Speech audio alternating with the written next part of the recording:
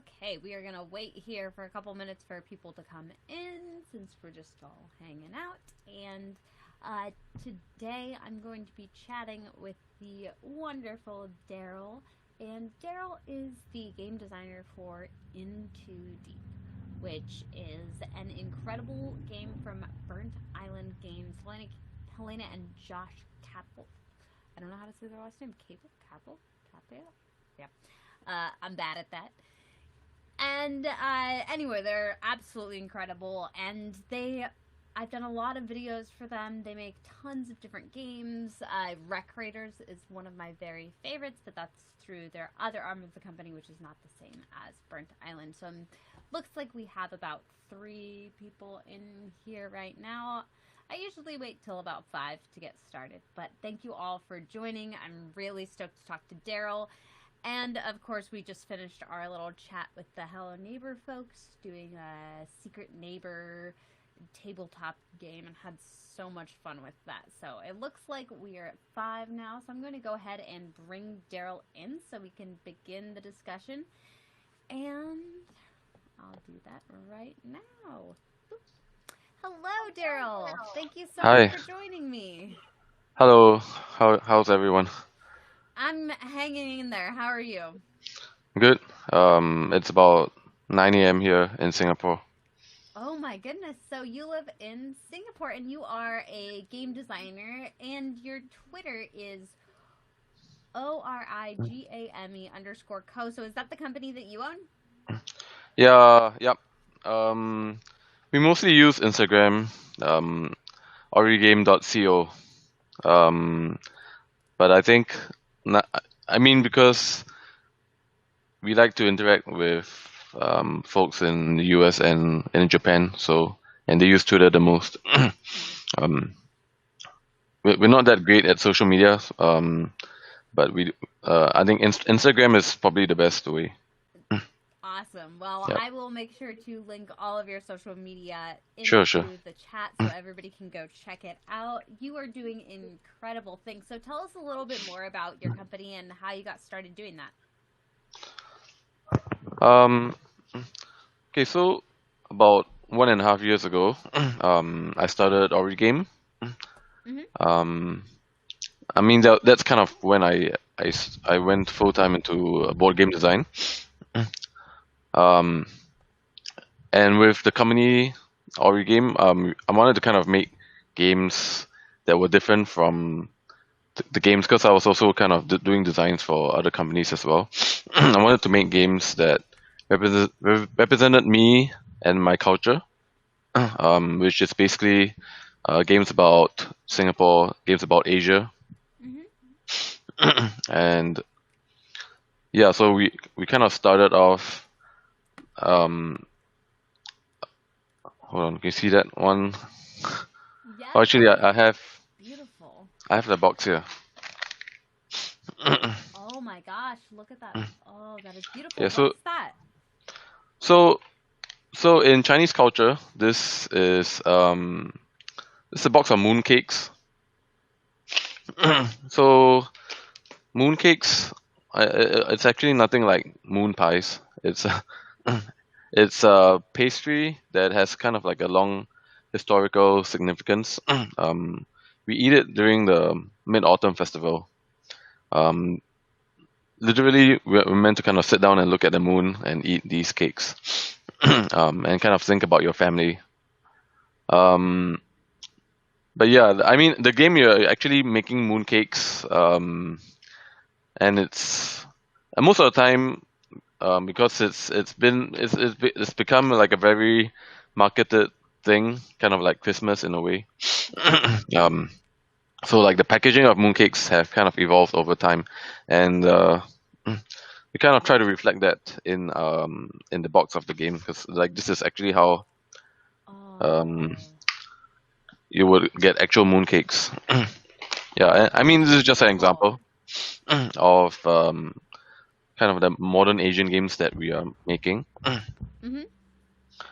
Um, so we're on track to launch 6 games by the end of this year.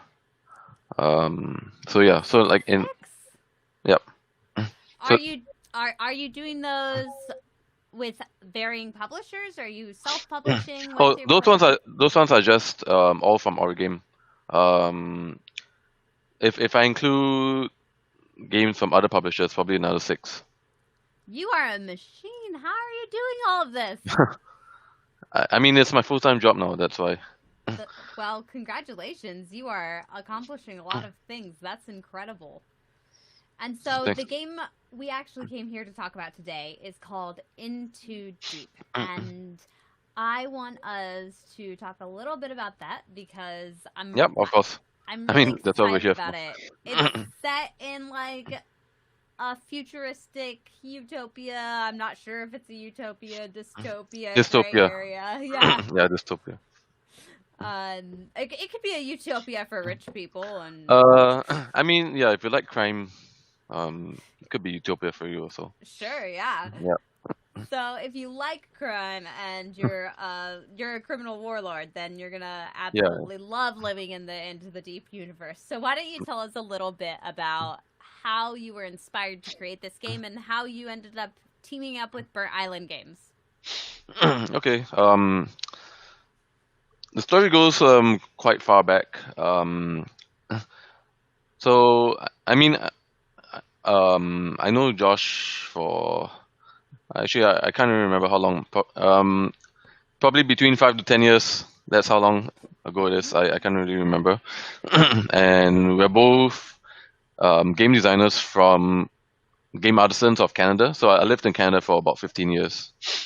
um, it's kind of where I picked up all of my game design, and and kind of that's where I developed all my skills.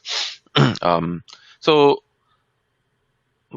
I met Josh, and we got along really well in terms of like how we worked. And there's one game called at that time it was called Agent Orange. So this game was very puzzly, and I don't know. I mean, if you know all my other games, you know that I really like puzzly style games.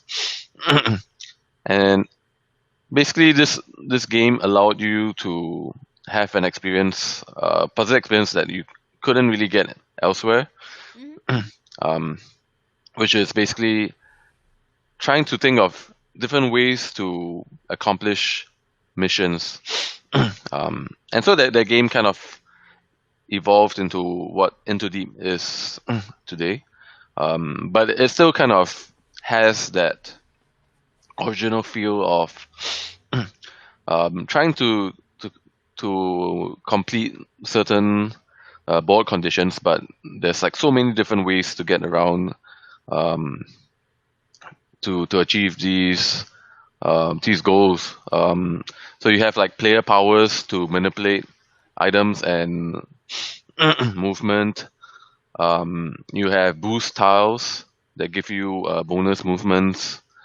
Um, you have area actions that allow you to kind of manipulate the board as well. So every there's lots of different ways to do this. There's lots of different ways to do things in the Into Deep board. um, yeah, so I mean that's kind of the puzzle aspect of it. I really like it, and I've been waiting over 5 years to play this game in real life. Oh my gosh, that's so Yeah. exciting! So, how do you get all of these games play tested in time to get them out the doors? Do you have like a huge network of play testers? Do you have a community in Singapore you're working with? Yeah, so um, we have. I mean, when I was in Canada, we had the same system. Like we would have our weekly game artisans meet up, and then I would have my own kind of small group of playtesters. Hmm. Um, since I moved back to Singapore, I kind of set up the same thing as well. We have like a weekly must go meetup. We call them the Thursday testers because we always meet on Thursday, and then every month we have a public one. Oh, that's so great! Yep. And we did something like that where we had a once a month public hangout at the tallest building in Seattle, and it was just one of my favorite places to be because we were always meeting cool new people who wanted to play games. Yeah, and I mean, designers really appreciate, uh, I guess, non-designers who come and share their feedback, especially if Yes. it's very constructive feedback that leads to the game being improved. You guys are all the unsung heroes that really help to push all the game industry forward as well. Yeah, I agree. Playtesters are one of the most critical things that you could Yeah. possibly get your game in front of because of the fact that, like, if people are not super familiar with game design or game concept or game rules, they're gonna ask the questions that we then Yep. are don't know need to be asked, and so we have to find the answers that other people are that we're gonna be anticipating of our viewers. So playtesters are truly like what makes the board game industry as a whole and the tabletop gaming industry go around. So thank you. Yeah. I mean, at this point, it's almost like even if I have playtesters that come down, all I have to do is like see their faces and see how they react to like Yes. different parts of the game. I mean, it's just because I've been doing it for like so many years now, Mhm. and then I can even just from like their visceral reactions to different things, I can see what works and what doesn't, and then I try to make the aspects that aren't as fun more fun. Yeah, absolutely. There was a game design. Oh, Helena said she can barely hear me. Okay. Oh, I can hear you really well though. I don't know why. Oh, that's so strange that she can barely hear me, but you can hear me really well. Yeah. Okay, well, um, yeah. So it was just an incredible experience to be able to play with a huge group of people. But there's this huge studio in Seattle that does game design, and one of the core principles that they do at their company is they film the playtesters when they're playing the game. Hmm. That way later they can go back and look at the footage and see, when and where and why people are reacting certain Yep. ways. And so people don't realize that game design is actually a huge amount of simple observation. Yep. So I totally love that. And then the movie has also asked, since you like to design puzzles, what published puzzle type games have you enjoyed the most? um, I like puzzles that aren't too abstract. I think a really good example is let's make a bus route. I don't know if you know that one. It's a Japanese game. Yeah, I do know it. Yeah. Okay. So um, so in let's make a bus route, it's I mean you have to kind of I mean all games in some manner are abstract, but it doesn't feel abstract at all. Um, and the cool thing about that is that's very interactive as well. Because you're kind of like racing to pick up all of these, um, complete all of these objectives.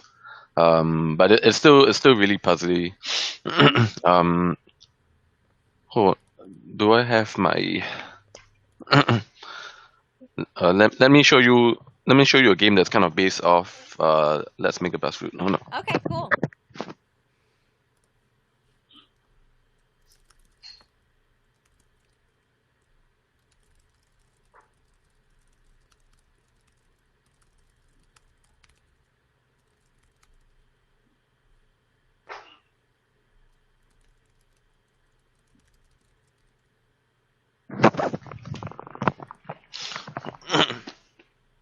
So, I don't know if you know this game.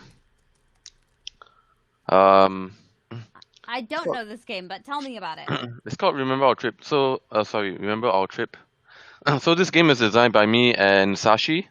So Sashi designed Let's Make a Bus Route. So Let's Make a Bus Route is actually the game just before this. Oh no, wait.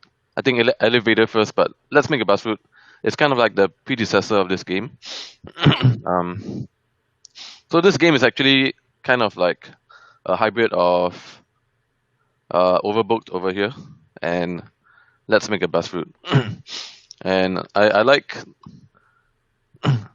I really like this game because it has the interactivity of let's make a bus route, but it also has like kind of like a very spatial puzzliness um, that Overbooked has. Mm-hmm. Um, yeah, I mean, in Too Deep also has a lot of really cool puzzle aspects. I mean, but it's in a different way. The puzzles in Too Deep, they're not really spatial puzzles, but they're more like if I were to do this, um, maybe I can even go backwards and then go forwards again. So it's more of a kind of like trying to discover different ways to do different things. Whereas the puzzles in here, you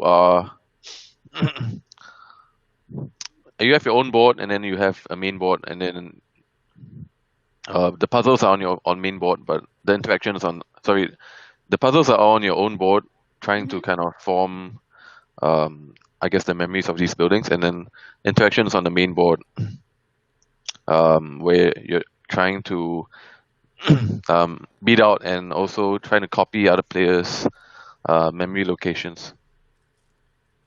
I completely adore everything about everything you just said. That is so stinking cute. Also, you're trying to remember a trip that you took together. That's Yeah, yeah. so So cute.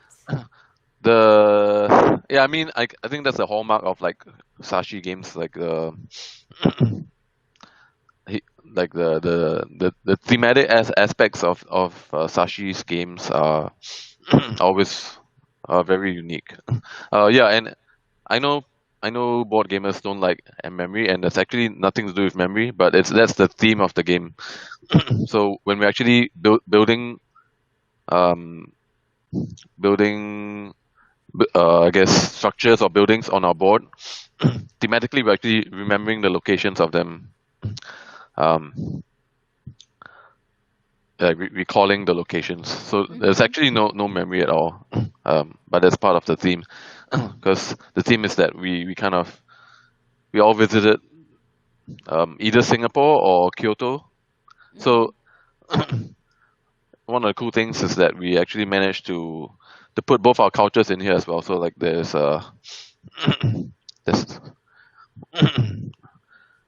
this is like a famous landmark in Singapore, and this is a famous landmark in Kyoto. So we get to reconstruct the city maps of both Singapore and Kyoto, and then yeah, so I think thematically, that's very cute. yeah. So it's almost like a city building game, but with that twist that you're not What? actually creating a city, but you're creating the memories of visiting the city. I have to get this game. I don't think you understand how obsessed I am with city building games in Okay. general. And then the theme is just, yeah, I've got to go order it online right now. DLP is actually publishing it end of the year, I think. Oh, cool. Awesome. Yeah. Well, then I will keep an eye out for that. Yep. That's absolutely But incredible. So, I think if you look hard enough, Sashi just has kind of dispersed some copies across retail stores in the US. oh, okay. Yeah, Yeah. I will check with a couple people that I know that buy games that are hard to find, Yeah. especially from like Tokyo Game Market and stuff like that. Like Mm. some publishers get stuff from that. Yep. Awesome. Well, let's talk a little bit more about into the deep, because I want to make sure that everybody watching knows what they're getting themselves into in this game. So you go way back with Helena and Josh, Yep. and you're going to and you designed Into Deep as a completely different game.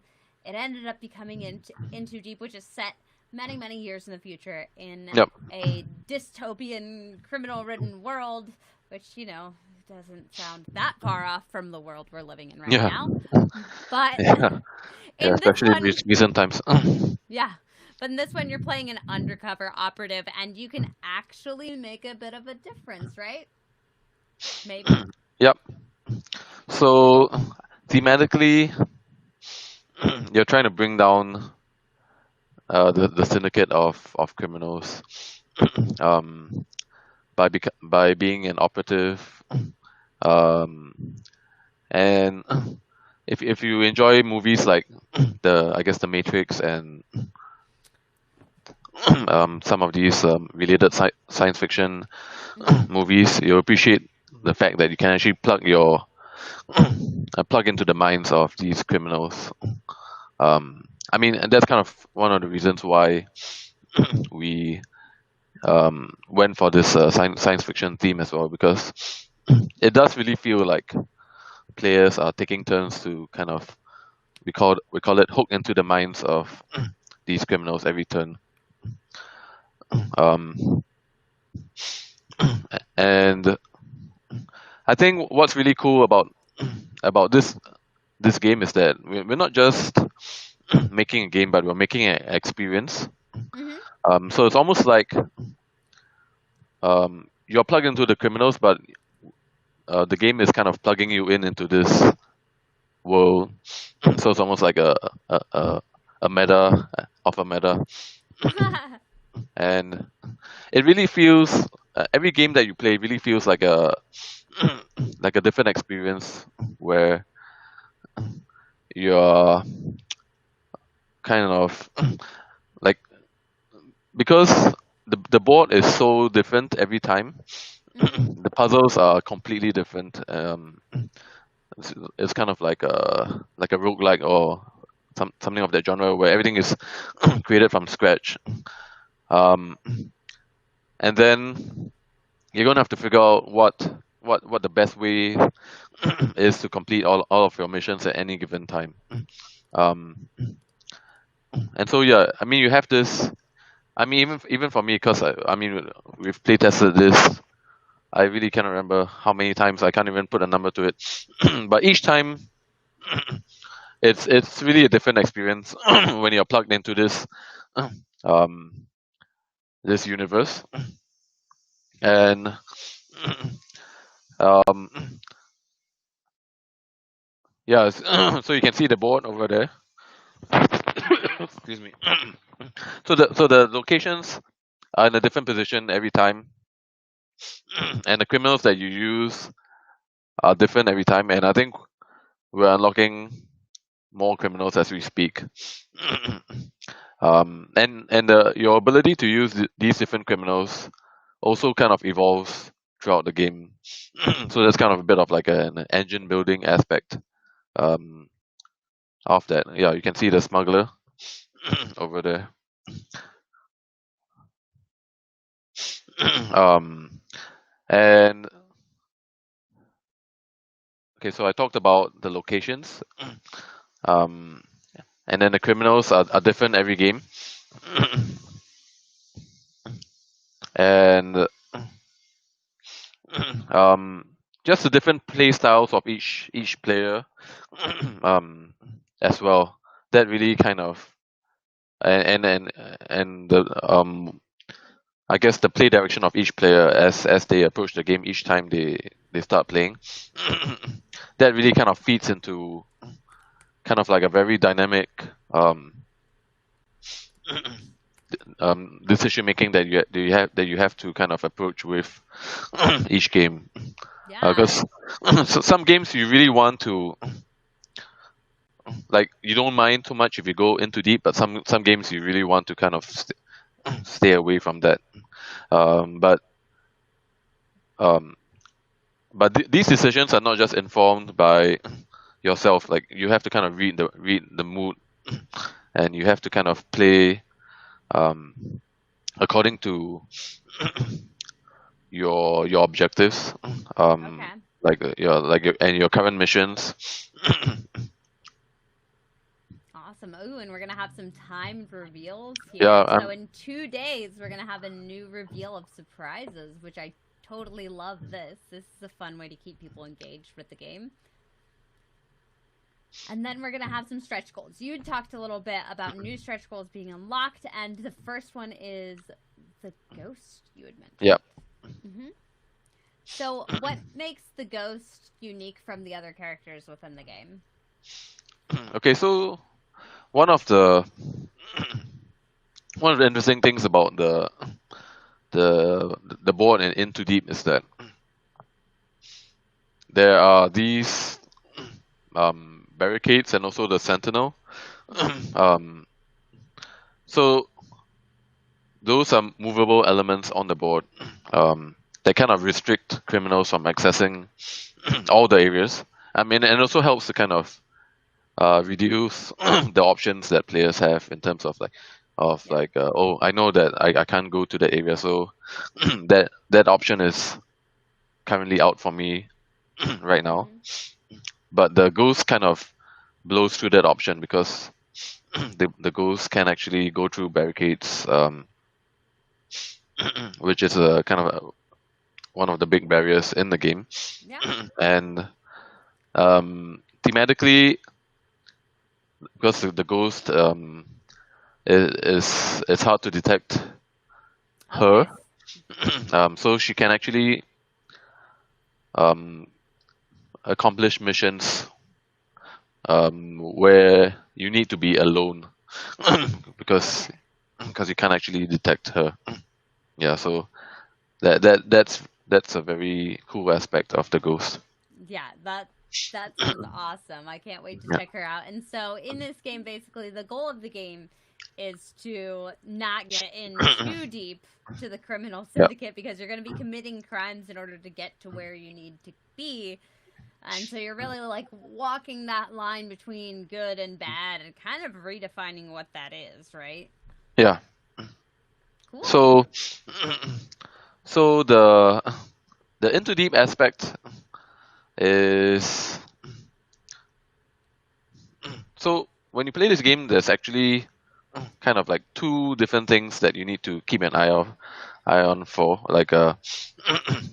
One of them is the puzzle aspect that I've kind of mentioned quite a Mhm. lot already. But the into deep is in itself another layer of puzzle that you need to pay attention to. Um, so as you complete these puzzles, you'll be gaining all of these dilemmas. Okay, so I think they kind of popped up right at the end there, the ones with Yeah, yeah, yeah. the numbers in the corners. Yep.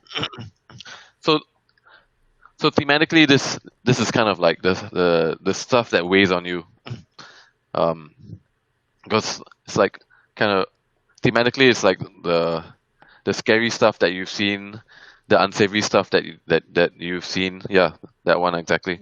Yeah, this one right here. Yeah. But I mean, in terms of gameplay, actually, there are cards that um, if you have too many of them, Mhm. they become scars, and the value that you have, if you have like a really high value, Mhm. that's what determines the, I guess, the in too deep player at the end of the at the end of the game. Okay. So the Yeah, person who's committed too much crime is in too deep and they're just doomed yeah. into like being too deep in the game and it doesn't I mean, actually mean they can win. there are many ways to kind of circumvent I get the Being a criminal. no as in the values of the scars that you get. Okay. So you can build up like your mental threshold so that kind of minuses off from that value, Mhm. and you can also um, I guess uh, throughout the game you can do comparisons with other players. Mhm. So there's like an end of the game comparison, but there's also lots of in-game comparisons and where you can kind of challenge another player if you see that they have lots of these dilemma cards. Mhm. Um, and then Cool. the player that has a higher corruption value will suffer some penalties as well. So I mean, we try to kind of have this um, because it really helps with the feeling of the game and the theme of it. So so while you're playing this really cool puzzle game, I mean, games with like this puzzle aspect, you're kind of have to deal with the amount of this corruption and dilemmas that you're facing, and that's kind of part of the theme of, I guess, being undercover and um, trying to get these. So, in terms of gameplay terms, you want these high numbers because they're going to score you lots of points at the end of the game, also. Hmm. So, you want them, but then you don't want them because they're gonna cause you to um, suffer lots of I guess mental breakdowns and Yeah, the because into deepness. if you've seen stuff, you've got to be careful, right? Yeah. Like, got to forget what you've seen. Awesome. Well, thank you so much for joining me, and thank you so much for just making a cool game that I really love that you're working on things that you feel represent your culture. Hmm. I was born in the United States, but my family is Mexican and moved here from Mexico. And so, to me, I wish that I had grown up a little bit more attached to my culture than I was Oh, able to. But my dad was like not okay with it because my dad is not Mexican. Uh, oh, I see. yeah, I mean, yeah. So I think it's important to celebrate diversity, and I think telling all of our different stories really helps with kind of expressing that diversity, especially um, I mean, as this hobby of ours grows, we need more representation we do. from all aspects of the world. I mean, um, so I mean, I'm just trying to give my voice to some of these things that, I mean, if I don't tell these stories, no one will. Yeah, Yeah. that's super true. And so I appreciate you coming on here and giving a public speech even though you're really a game designer. I know that like those are dramatically different jobs, but game designers are kind of expected to do both at Yeah, this yeah. point. I mean, yeah, game designers do everything. Like, so we're used to all of this stuff as well now. You're superheroes, so I appreciate you and all that you do. And so, if you are interested in Too Deep and want to play a futuristic dystopian game, it's really cool. It's very similar vibe wise to like the Netrunner universe Yep. or the Matrix, Blade Runner, that type of vibe. The city building that they've been doing is so cool. I really want this game to hit like $500,000. That way we can see more games set in the same universe and hopefully get some new sci-fi dystopian future fiction, right? Yeah, I mean, there's going to be. I mean, from what I expect from Burn Island Games, there's going to be lots of really cool things in store. So yeah, so um, you'll be really helping everyone, everyone, all the Burn Island fans, by just going on to back as soon as you can, so Kickstarter, that yeah. so we can unlock more cool stuff for Yeah. everyone. And honestly, as somebody who actually works in Facebook advertising and Kickstarter analytics and that sort of like thing, that whole genre, I've got to say, even if you're not sure that you want the game, if you go and you back us for $1, that's going to then send emails out to your friends letting them know that you're supporting this project, and they'll see Mm. it too and see if it interests them as well. So every dollar counts. If you can't back today for the full amount, back for $1 so you can at least follow along with the updates and see if they can change your mind. And then Yeah, I also, mean, even if you don't back, just putting it on your social media helps a yes. lot. Yeah. And yeah, if you're not backing, feel free to share on Twitter or Facebook or Instagram or wherever you Yep. can to help these folks because there are a lot of you on this team. And I think it's important that you all get, paid fairly for an incredible product that you took a lot of time to Yeah, dive into. and I think I think the most interesting thing about Into Deep is that I mean it looks really cool from the outside, but I don't think you can kind of expect the experience that you have just from what like, I mean I mean a lot of games are like that, but I think especially Into Deep until you actually play it, I don't think there are parallels in the board game, or at least that I know of, that kind of approximates the same kind of experience. I mean, that's why I mentioned that I've been waiting so many years to play this just for myself. I'm very excited to get to like have you actually sit down and get to play it because I'm sure that's going to be an Yeah, incredible experience for you for the first time to have it in your hands. yeah, yeah, I know that when I got my first copies of my book, I was just ecstatic. So, well, yeah. thank you so much for joining me, and thanks for making a great game. Everybody, go check out In Too Deep. It's on Kickstarter right now. They broke their goal, but we're trying to get them much higher than where they're at right now, and I want to see this game thrive so we can see more games set in the same universe. So thank you, Daryl, for joining me. Thank you, everybody else, for hanging out, and I will see all of you on my next live stream. I'm not sure when that's going to be, but expect more stuff from Be Bold Games and Tabletop Backer Party because we've just got Restream.io, and now we can post, whatever we're looking to live stream at the time more easily. So I will see all of you around. Thank you. Bye. Bye.